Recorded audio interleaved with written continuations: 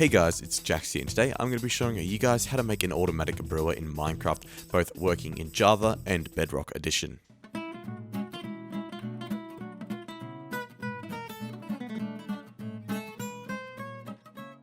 So this is an automatic brewing station, and this is it here right in front of us. So we have a selection of potions to choose from, and we can click on any of these with the press of a button. Then we can go ahead over to the boost or upgrade section and we can change it to whatever we want. So let's make this a lingering potion. Press the button.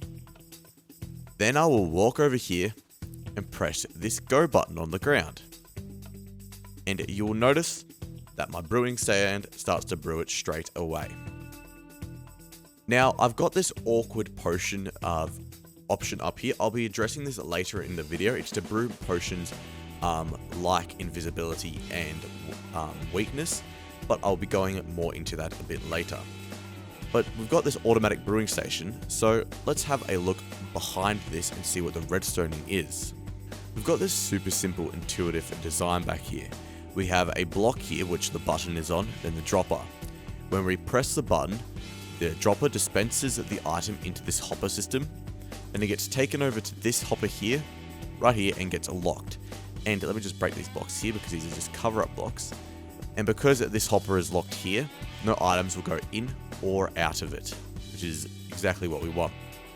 But then when we press this button, it unlocks that said hopper. But before doing that, it dispenses out a nether wart, which turns it into an awkward potion, which most potions need.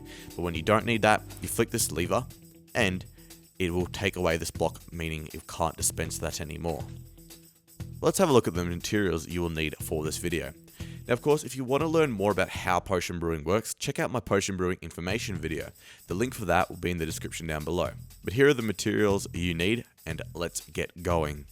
Let's start by placing a block with a brewing stand on top of it. Now, on top of this brewing stand, we want to place a hopper. We do this by sneaking, jumping, and placing it. And to the left side of it, place another hopper going into it like this. Then come one back on this top hopper, like so. Now keep in mind that the rest of our brewing station is going to be to the left side of this, so all of our buttons are on this side here. Now from this hopper to the left side, count another 19 with hoppers, making sure you're connecting them by sneaking like this and placing it. So another 19. 1, 2, 3, 4, 5, 6, 7, 8, 9, 10, 11, 12, 13, 14, 15, 16, 17, 18, 19. They should all be connected, so when you place one item in this end hopper, it should flow all the way along and finally reach its final destination of this hopper here.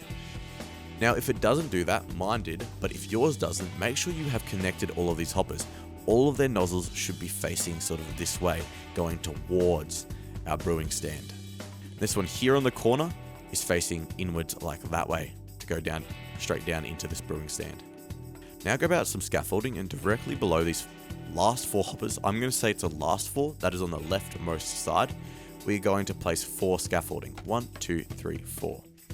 With droppers on top of them like this, facing directly up. Then we will leave a 1 block space and place another 12. 1, 2, 3, 4, 5, 6, 7, 8, 9, 10, 11, 12. Doing the same with the droppers.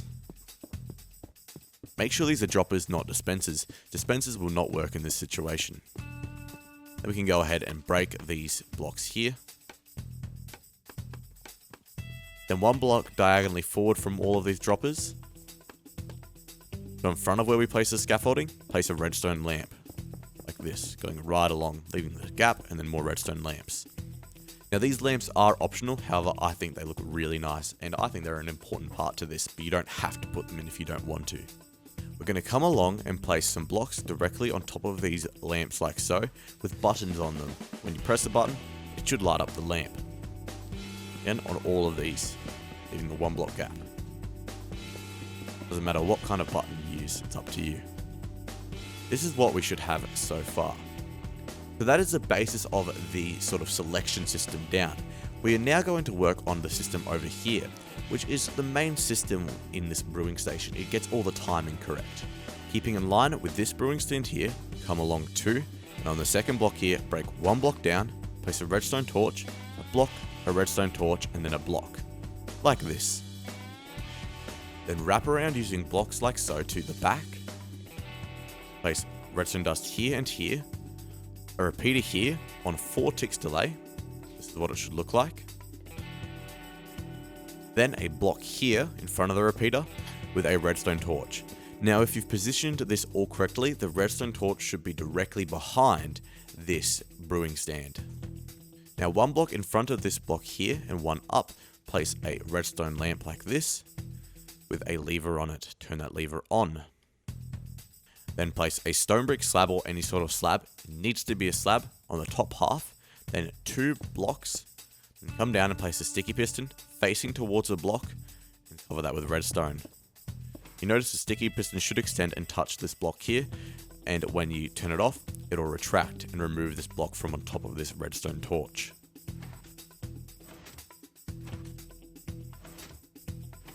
Like that. Place a button in front of the brewing stand right here, and then we're going to break some blocks over here to reveal this redstone torch. We're going to connect up some redstone, like so, to this torch. Going in a U shape and connecting straight into this torch. And when you press this button, you should notice that this back torch turns off, and this torch here turns on if you've done everything correctly. Facing to the right of the build, looking at the face of this block here, place a dropper going into this hopper here, like this. Place a double chest, like so. This is where all of our water bottles are going to be stored. Feel free to label this now, but I will be going over all the different labeling later in the video. Okay, so this is this system complete. Now let me explain to you what this right here does. So basically, when we want to brew our potion, we click this button.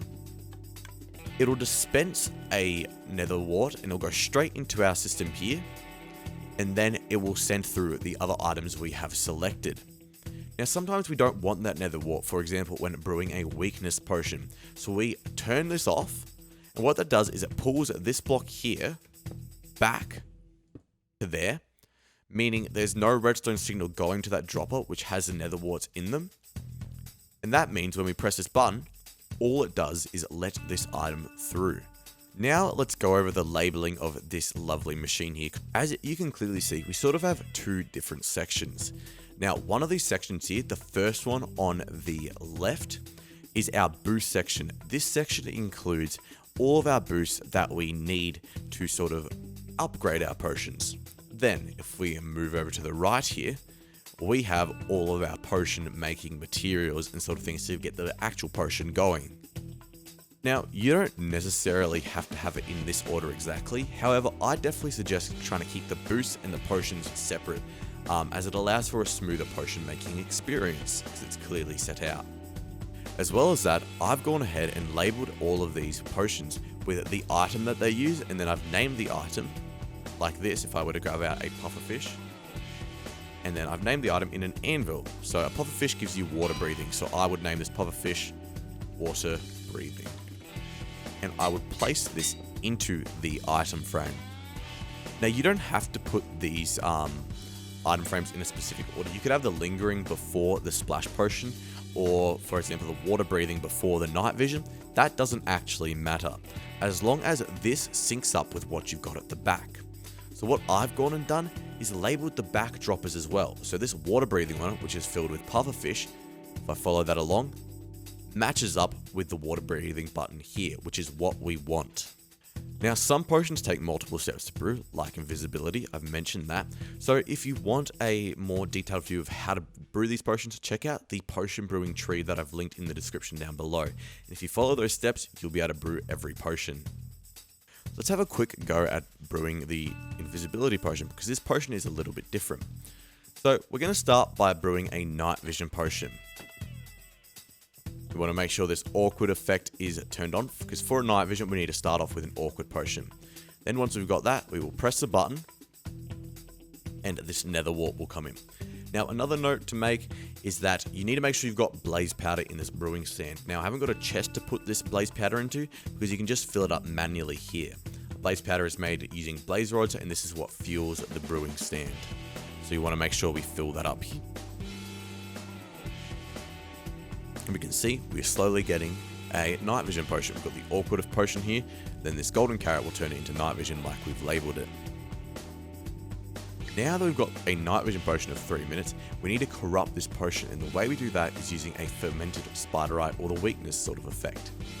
We will turn off this awkward potion because we don't need any more nether warts. Press this button, wait a short amount of time to let it go into this hopper, then press the button, and then you will see it start to brew. Now, of course, if I wanted to add some boost, I could walk over and do that now. So invisibility, you can't get invisibility 2 because you can't get more invisible, but you can get a longer duration invisibility. So that is what I am going to do. I'm going to boost the duration of that, press this button, walk over here.